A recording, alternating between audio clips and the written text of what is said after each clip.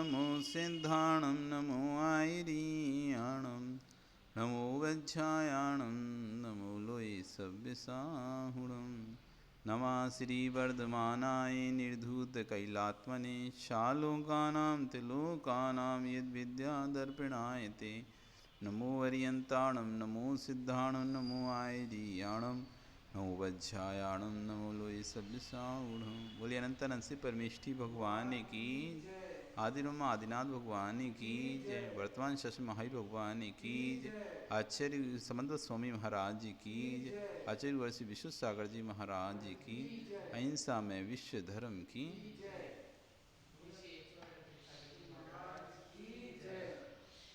आज हम यहाँ पर 54 नंबर का श्लोक अहिंसाणु व्रत के अतिचार को पढ़ेंगे। कल हमने यहाँ पे समझा था अहिंसाणु व्रत में 4 प्रकार की हिंसा होती हैं, हिंसा 4 प्रकार की होती हैं, और जो अहिंसाणु व्रत ग्रहण करता है वो 3 प्रकार की हिंसा का त्यागी नहीं होता, 1 प्रकार की हिंसा का त्यागी होता है। तो कौन कौन सी 4 प्रकार की हिंसा होती है जिसमें 1 प्रकार का त्याग गृहस्थ का हिंसा का रहता है, और 3 प्रकार की हिंसा का त्याग भले नहीं रहता लेकिन उसको आनंद नहीं आता करने में कि खुशी मिल रही हो, कि त्याग नहीं तो खुशी मिल रही हो, तब भी उसको दुखी होता है कि ये भी हिंसा से मैं छूटूँ जल्दी जल्दी, इससे ही मैं बचूँ। जैसे कोई व्यक्ति रात्रि भोजन करता है, मजबूरी है उसकी रात्रि भोजन करना, या लेट हो जाता है, उसका व्यापार इस तरह है कि वो आ ही नहीं पाता, पूरी कोशिश करने के बाद भी दिन में नहीं खा पाता या नहीं आ पाता, तो इसका मतलब खुश नहीं हो जाएगा मैं रात्रि भोजन करता हूँ, अच्छा काम कर रहा हूँ। हर समय वो विचार करता है कि कब ये ऐसा व्यापार से मुक्ति मिले मुझे कि इससे मुझे रात्रि भोजन ना करना पड़े। तो ऐसे अहिंसाणु व्रत में जो था कि उसको 4 प्रकार की हिंसा में से 3 प्रकार की हिंसा का उसका त्याग नहीं था, 1 प्रकार की हिंसा का उसका त्याग था, फिर भी वो 3 प्रकार की हिंसा का भले त्याग नहीं था लेकिन तब भी उनमें आनंद नहीं मनाता था कि चलो बहुत आनंद आ रहा है ऐसा।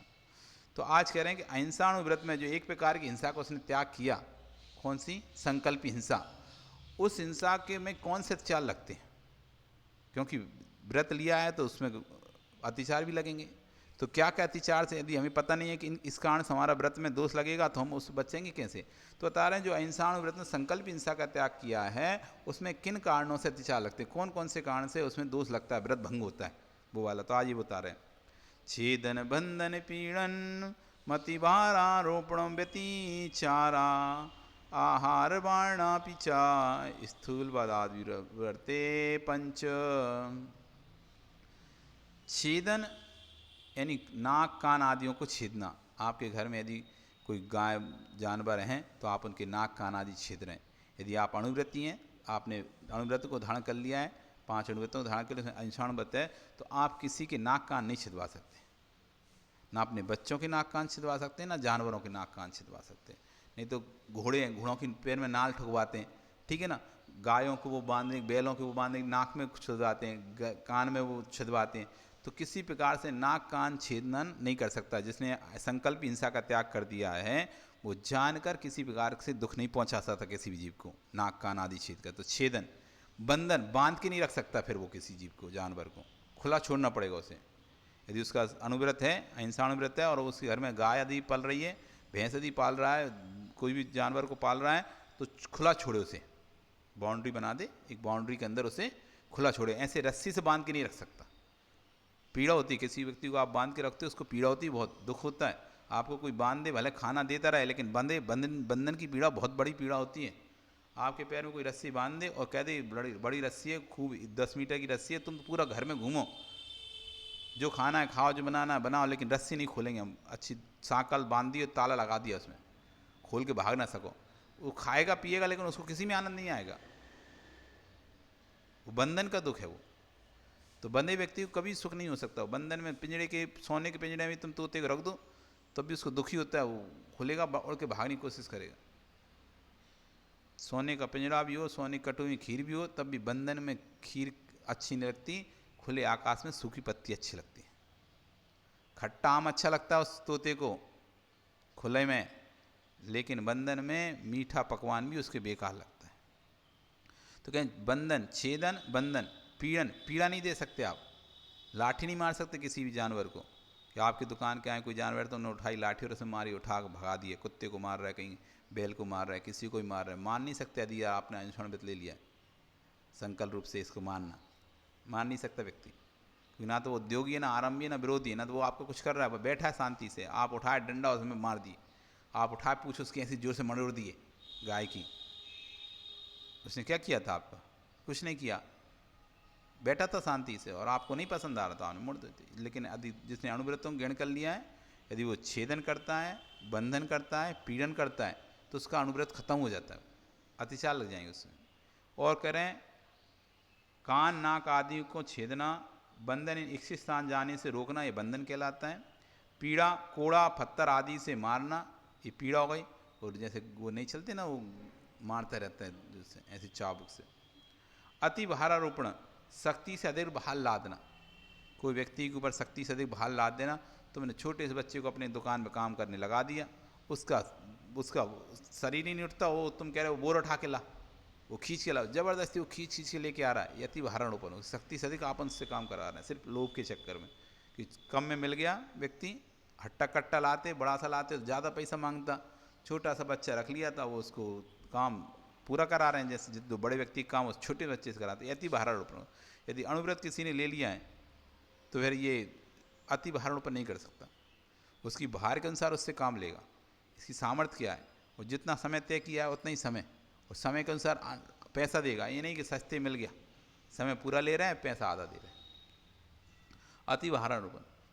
और आहार वारणापी, खाने पीने की वस्तुओं को देने में कमी अर्थात समय पर नहीं देना, ये एक अत्याचार है कि खाने पीने का आपने अपने आश्रित कोई व्यक्ति है, समय पर खाना नहीं दे रहे, समय पर पानी नहीं दे रहे, अच्छा पूर्ण भरपूर नहीं दे रहे, थोड़ा सा दे रहे हैं, थोड़ा सा खाओ, थोड़ा सा बस, ऐसा कर रहा है। ऐते ये 5 स्थूल व्रत से, स्थूल पदार्थ, स्थूल से विपरीत विरक्त होने वाले अहिंसा व्रत के अतिचार है। स्थूल रूप से उसने हिंसा त्याग किया था ना, संकल्प हिंसा का त्याग किया था, उस संकल्प हिंसा में 5 अतिचार लगते हैं। स्थूल रूप जो विरक्त हुआ था हिंसा से, उसके 5 अतिचार हैं। व्यतिचार, अतिचार, व्यतिपात, विक्षेप, वृत्तिका में सर्व एकातवाची हैं। घृण्य किए व्रतों का प्रमाद के कारण एक देश भंग करना अतिचार कहलाता है। जो आपने व्रत किया था उसको तोड़ देना, 1 दिन के लिए तोड़ देना, 2 दिन के लिए तोड़ देना, ये अतिचार। 1 देश पूरा तोड़ देना, वो अनाचार हो गया। आपने रात्रि भोजन त्याग किया, अचानक खा लिया, आपने अष्टमी को रात्रि भोजन त्याग किया था, आप भूल ही गए कि आज अष्टमी, और आपने रात में खाना खा लिया, तो आपने और अचानक फिर याद आ गया अरे अष्टमी है, तो अब हम नहीं खाएंगे आगे से, और आपने फिर वापस अपना खाना बंद कर दी। 1 देश टूटा, अतिचार हुआ। और आपने अब खा तो लिए ये, अब क्या टूट तो गई, अब तो खाओ, ये अनाचार हो गया। तो ग्रहण किए व्रतों का प्रमाद के कारण एक देश भंग होना, ये अतिचार कहलाता है। करने योग 6 आवश्यक कार्यों के नहीं करने पर व त्यागने योग वस्तुओं को नहीं छोड़ने पर जो पाप का आश्रय होता है उसको अतिचार कहते हैं। ये अतिचार दूसरी परिभाषा देना अतिचार की कि 6 आवश्यक कार्यों को नहीं करने पर अथवा त्यागने वस्तुओं को नहीं छोड़ने पर जो पाप के कारण उनको करना अतिचार कहलाता है। मानसिक शुद्धि की हानि अतिक्रम है, मन में कोई विकल्प आ जाना अतिक्रम, जैसे रात में खाना नहीं, तुमने रात में भोजन का त्याग कर दिया, मन में आ गया आज तो मन हो रहा है खाने का रात में, ये अतिक्रम हो गया, मन में विचार करी खाने का। सील व व्रतों की मर्यादा को उल्लंघन करना व्यतिक्रम है, और उसके लिए तुमने सामग्री इकट्ठी कर ली, रात में खाने के लिए मंगा लिया सामान, ऑर्डर कर दिया ऑनलाइन कि चलो सामान आ जाएगा पर हम रात में खाएंगे, तो उसको व्रत भंग करने के लिए आपने क्रम चालू कर दिया, ये कहलाएगा व्यतिक्रम।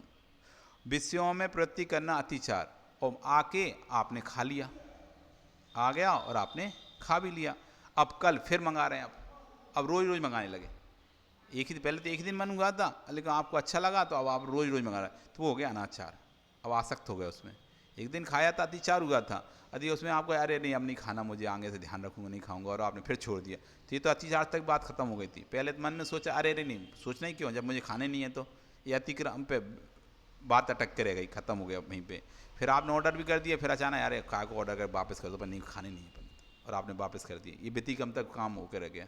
फिर तीसरे आपने खा भी लिया, ये अतिचार हो गया, अब तुम उसमें ही रम गए, अब तुम्हें मज़ा ही आने लगा, अब रोज़ रोज़ मंगाने लगे, रोज़ रोज़ मंगाने लगे, तो अनाचार हो गया, पूर्ण रूप से व्रत ही तोड़ दिए, अनाचार। तो 4 प्रकार से ये अतिक्रम, व्यतिका, अतिचार और अनाचार होते हैं। व्रतों का भंग 2 प्रकार से होता है, अंतरंग से और बहिरंग से। अंतरंग में क्रोध आदि कसाय की उत्पत्ति होने से अंतरंग में व्रतों का छेद हो रहा है, अपन क्रोध आदि करते हैं तो इससे अंतरंग में व्रतों का छेद होता है, और बाह्य में पूर्ण रूप से प्राणी के प्राणों घात नहीं होता, अतः एक दिवस व्रत का घात होता है, अतिचार है। अंदर में तो घात हो जाता है, हम किसी जीव ने मारने के भाव कर लेते हैं अंतरंग में, और बाहर से तो हम उसको मार नहीं पा रहे हैं, तो एक देश हमारा व्रत भंग हो गया अंदर से, तो ये अंतरंग हिंसा हो गई, अंदर का अतिचार हो गया। अज्ञान कसाय प्रमाद के पास होकर 12 व्रतों को भंग करना ये अनाचार है। इसलिए कहा जाता है कि एक बार विषयों की प्रवृत्ति करना अतिचार है, और विषयों में अति आसक्ति होना अनाचार है। विषयों में अनासक्ति होने से संतोष की वृद्धि होती है। यदि आप विषयों में से विरक्त रहोगे तो संतोष प्राप्त होगा। बाह्य पदार्थों मौत का त्याग होने से भाव विशुद्धि और मन की एकता तो होती है, वही मानव अहिंसा अनुव्रत का पालन कर सकता है। जैसे आपको मोबाइल में आसक्ति नहीं ज़्यादा, तो आपको नए नए मॉडल भी आए तो आपको कोई मतलब फर्क नहीं पड़ता, अरे बहुत एक है, यही काम बातें तो करना है, कौन सा क्या करना है, बातें तो करना है, इससे कर लेंगे। और यदि आपको मोबाइल में आ सकती है तो आप तो अच्छा मॉडल आएगा, कब आ रहा है नया मॉडल, कब आ रहा है, अब दूसरा फ़ोन कब आ रहा है, अब ये आ गया फ़ोन, अब वो खरीदेंगे फ़ोन, आसक्ति बनी रहेगी, उसमें संतोष नहीं रहेगा। अब उसको खरीदने के लिए आपकी बार बार इच्छा होगी। और जहाँ विषयासक्ति नहीं है, ठीक है, जो मोबाइल हम उपयोग कर लेंगे, हमें बातें तो करनी है, करना क्या है, कौन सा हमें कुछ करना है, तो अब संतोष है आपको। नए नए भी आ रहे हैं, एक से बढ़ के एक मोबाइल भी आ रहे हैं, तो आपको कोई मतलब नहीं है। और आसक्ति मोबाइल में तो आप ढूंढते रहोगे रोज़ कि अब नया कौन सा लॉन्च हुआ, नया कौन सा लॉन्च हुआ, और संतोष नहीं रह पाएगा, असंतोष रहोगे। अब कह रहे हैं 5 प्रकार के अतिचार जो थे। छेदन, दुर्भावना या कसाय के उद्वेग में प्राणियों को निर्दयता पूर्वक नाक कान आदि छेदना, छेद नाम का अतिचार है। पूर्ण रूप से प्राणों का उपयोग नहीं हुआ है, इसलिए पूर्ण व्रत भंग नहीं हुआ। पूर्ण रूप से प्राणों तो घात नहीं किए, इसलिए पूर्ण रूप से प्राणों का उपयोग तो नहीं हुआ, तो पूर्ण रूप से तो भंग नहीं हुआ व्रत। लेकिन जिसके नाक आदि छेदे गए हैं उसका मन संतापित हुआ, उसका मन तो दुखा। नाक आदि छेदने वाले के भावों में विकृति आई, जिसको छेद उसके मन तो बहुत खराब होगा, गुस्सा भी आया उसको। अतः प्रवृत्ति योग होने से एक देश व्रत भंग हो गया, इसलिए एक देश वहाँ पर अपना व्रत भंग हो गया। हमने उसको पीड़ा तो पहुँचा ही ना, भले मारा नहीं उसे, इसलिए अतिचार कहलाता है। स्वास्थ्य की रक्षा है तो डॉक्टर वैद्य रोगी अवयवों को छेदते हैं, काटते हैं, अतिचार नहीं है। अब कोई कहे कि डॉक्टर भी तो करता है, तो कोई अनुवृत्ति वो डॉक्टर ही नहीं कर सकता, नहीं। वहाँ पर भाव क्यों नहीं, दुर्भावना पूर्वक, कसाय पूर्वक यदि काट रहा है पीट रहा है किसी को, तो यदि वहाँ दुर्भावना नहीं, वहाँ तो डॉक्टर की सद्भावना है कि इसको मैं चीरा लगाऊंगा तो ये ठीक हो जाएगा, इसके मैं पीप निकालूंगा काटूंगा तो ये ठीक हो जाएगा। तो वहाँ पर उसका काटने का भाव क्या, कोई कसाय नहीं है, ना कोई दुर्भावना है। इसलिए अणुवृत्ति जो है वो डॉक्टरी काम कर सकता है, चीड़ा फाड़ी काम कर सकता है, क्योंकि वहाँ पर उसकी भावना दुर्भावना युक्त नहीं है। यदि उसकी भावना दुर्भावना युक्त हो जाएगी उस समय, तो फिर उसको पाप लगने लगे। कुछ कहे ये शत्रु है मेरा, आज ये पड़ला, चलो इसको काट दे रहे, तो फिर वहाँ दुर्भावना युक्त हो जाएगा। बेमतलब में जैसे उसने लगता है कि पैसा मिलेगा, अपन इससे ज़बरदस्ती बीमार भी नहीं है, और उसने ज़बरदस्ती उसको बीमार बना दिया, चीरा लगा दिया, कोई ऐसे इन्फेक्ट कर दिया, उससे अब उसको इलाज कराना ही पड़ेगा। तो हाँ, उसके अंदर दुर्भावना युक्त थी, वो चीरा फाड़ी कर रहा था, छेदन वेदन कर रहा था, ऐसा इंजेक्शन लगाया, उसका बॉडी में काम करना बंद कर दिया, अब डॉक्टर पास अपने आप भाग के आएगा सामने वाला, तो वहाँ फिर वो हिंसा का दोष लगेगा उससे। लेकिन वहाँ दुर्भावना नहीं है, क्योंकि स्वास्थ्य रक्षा हेतु वैद्य डॉक्टर रोगी अवयवों को छेदते हैं, काटते हैं, अत्याचार नहीं, क्योंकि उनके परिणाम निर्दयता व दुर्भावना युक्त नहीं है। उनके अंदर दया है तभी तो तुम्हारी सेवा कर रहा है, दुर्भावना नहीं, सद्भावना तभी तुम्हारे को ठीक करने की कोशिश कर रहा है। बंधनातिचार, गाय भैंस आदि को रस्सी आदि बांधना बंद कहलाता है। दुर्भावना से बांधना अतिचार है, उन्हें दुर्भावना पूर्वक बांधा है तो अतिचार है। सद्भावना से बांधा है कि इसलिए बांधा कहीं जाके नहीं, कहीं गिर ना जाए कुएं में, ऐसे छोड़ देंगे, सामने गड्ढा हो रहा है, काम चल रहा है, गड्ढा हो रहा है, इसे बांधा नहीं तो ये जाके सीधा उसमें गिर जाएगी, इसलिए बांधा है, वो उसमें दोष नहीं लग रहा। लेकिन दुर्भावना पूर्वक बांधा है, कोई अपन इसको पकड़ के रखो, दूसरे की थी तो पन्ने से पकड़ के रखो, भाग ना जाए, अपने पास ही बंधी रहेगी, दुर्भावना पूर्वक बांधा है तो अतिचार है। किसी को योग बनाने के लिए बांधा जाता है तो अतिचार नहीं है, जैसे उसे छोटा बच्चा उसे सिखा रहे हैं कुछ, इसलिए बांध के रखना है, कहीं भी भटक जाएगा भाग जाएगा, तो वो अतिचार नहीं, किसी योग बनाने के लिए आपने बांधा है तो। अतिचार कसायों की तीव्र उदय से होता है। बंध 2 प्रकार का, सार्थक और निरर्थक। निरर्थक बंध तो अहिंसावृत्ति को योग्य नहीं है। सार्थक बंध और 2 प्रकार से बांधा था ना, काम के लिए किसी को आपने बांधा है या फिर बिना काम की बांध के रखा है। यदि निरर्थक बांधा है तो वो तो अणुवृत्ति बांध नहीं सकता। और सार्थक बंध के भी 2 भेद हैं, सापेक्ष सार्थक बंध, निरपेक्ष सार्थक। किसी अपेक्षा से बांधा है, बिना अपेक्षा से बांधा है। अग्नि आदि से छोटे बच्चों की रक्षा करने के लिए बांधे जाते हैं, जैसे बच्चों को अब आप छोड़ के जा रहे हो तो कमरे में बंद करके बाहर ना बाहर के चौके के बाहर आपने कमरे में बंद कर दिया, बाहर आग लगी चल रहा है कुछ, तो आके आ जाएगा, हाथ में हाथ डाल लेगा, दीपक मी को उठा लेगा, तो आपने उसको एक साइड में रख बिठा दिया, उठा ऊपर उस उतर ना पाए, एक तरह से बांध के रख दिया ना उसने, आपने ऊपर तख्त पर उसको बिठा दिया, ऊंची स्थान बिठा दिया, जैसे वो नीचे न उतर पाए, बांध दिया। तो वहाँ पे आपको तेज क्या था कि छोटा बच्चा है, आग मांग में हाथ में हाथ डाल लेगा अभियान तो हाथ जल जाएगा, तो रक्षा करने के उद्देश्य से आपने उसको बांध के रखा था। स्वकीय पालतू वस्तुओं की रक्षा करने के लिए बांधे जाते हैं, अपने घर के पालतू जानवर है वो भी रक्षा करने के लिए आपने बांधे, इधर उधर चल जाएंगे, रोड पर जाएंगे, फालतू में किसी गाड़ी वाड़ी के नीचे जाएंगे, मर जाएंगे, इसलिए आपने बांध के रखा। जो उपद्रव आने पर स्वयं बंधन को तोड़कर भाग सकते हो अथवा उनकी अपनी रक्षा कर सकते हो, वह सापेक्ष सार्थक बंध है। और कुछ ऐसे जानवर होते हैं जो उपद्रव करते हैं, इसलिए उनको बांध के रखना पड़ता है किसी अपेक्षा से, ये बंद फालतू में भी रस्सी तोड़ के जाएगा, उपद्रव करेगा, इसलिए बांध के रख रहे हैं, ये सापेक्ष सार्थक बंध है। ये क्रिया अतिचार रूप नहीं है, क्योंकि इस बंधन क्रिया में जीवों की रक्षा का भाव है व उनको उपाय से बचाने का भाव है। निश्चल रूप से कसकर कठोर रूप से बांधने को निरपेक्ष सार्थक बंध कहते हैं। इस बंधन में परिणाम में कठोरता, क्रूरता, निर्दयता आती है, ये बंधाचार है, क्योंकि प्राणियों को पूर्ण रूप से प्राणों का घात नहीं होता, अतः एक देश वित्तों की रक्षा है, परिणाम क्रूरता होने से देश वित्तों का भंग है, इसलिए यहाँ पर अहिंसा व्रत का अतिचार बंध नाम का है। फिर तीसरा पीड़ा, पीड़ा देना या वध करना एकाध बार से पुरुषा सिद्धि तत्वासु सागर धन, तो इस व्रत को बधातिचार रतकांड सापचार में से पीड़ातिचार कहा है। भैंस से, चाबुक से, कोड़ा आदि से मारकर पशुओं को पीड़ा पहुंचाना वध कहलाता है। आयु, इंद्रिय, सांस रूप प्राणों का उपयोग करना, तीक्ष्ण तलवार, मूसल, मुदगर आदि शरीर को तोड़ना, मोड़ना, वध करना, प्राणों का सर्वथा नाश कर देना वध कहलाता है। अति भारारोपण, बैल आदि पशु को मानव जितने भार को सहन कर सकते हैं, लोवादि कषाय से बसी उनसे उनकी शक्ति से अधिक भार उन पर लादना अति भारारोपण अतिचार है। इसमें कषाय की पुष्ट होने से एक देश व्रत भंग होने की संभावना है, बिना लोवादि कषाय में ऐसा कार्य नहीं हो सकता। भुक्ति रोधातिचार, किसी को भोजन करने से रोकना। दुर्भावना, अज्ञानता से अपने आश्रित पशु अथवा दासी दास को समय पर भोजन नहीं देना, उनके आहार में रोक लगाना, ये आहार वारण नाम का अतिचार है। यदि कोई रोगी हो, अन्न देने से मरण हो जाता है, उसको अन्न नहीं देना अतिचार नहीं है। कोई रोगी है, डॉक्टर ने मना किया इसको नहीं देना, वो मांग रहा है, तो कोई तुम कहेगा तुम देखो मुझे खाने नहीं दे रहे, तुमको पाप लगेगा, तो नहीं लगेगा, क्योंकि वहाँ पर डॉक्टर ने उसको कहा है कि इसको खाएगा तो मर जाएगा, तो उसकी रक्षा के लिए हम उसको अन्न नहीं दे रहे। तो यदि कोई रोगी अन्न देने से मरण को हो सकता है, उसको अन्न नहीं देना अतिचार नहीं है। उसी प्रकार कर्मों की निर्जा के लिए उपवास करने वाले को और समाधि को अन्न पानी नहीं देना, ये भी अतिचार नहीं है। कोई उपवास कर रहा है तो तुम देखो शरीर को खाना नहीं दे रहे, तुम शरीर को भूखा मार रहे हो, तो कोई कहे तुम अहिंसानुवृत्ति कैसे, तो कह नहीं, वहाँ पर हमारा उद्देश्य वहाँ पर दुर्भावनापूर्वक नहीं है, वहाँ तो कर्म निर्जा का उद्देश्य है हमारा।